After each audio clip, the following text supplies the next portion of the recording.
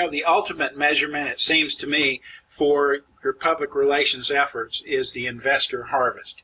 If your company owner is getting money for the sale of their company, it seems to me that's a pretty definite endorsement of your PR efforts. We've had a couple of great examples of those. I list two of them up on your screen, Mosey and Avamar, that had a pretty huge combined payoff. That's the ultimate measurement of PR effectiveness, I believe.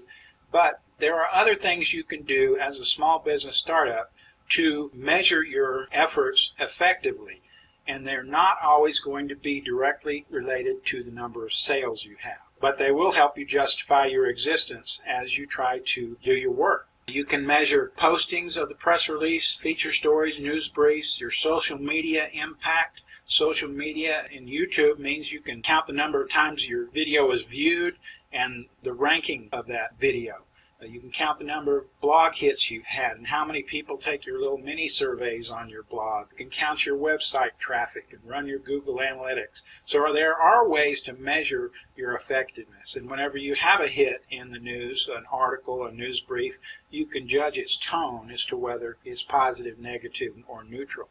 PilmerPR has been able to do some metrics of its own internally, and we know that the average client gets around 6 news stories for every press release that they put out. We know that there's an average of 11 blog mentions of their news and an average of 89 online search engine optimized postings of that press release, and there's an average of more than 500 people that read the wire service posted press release as well. So there are ways to measure if you are a small company.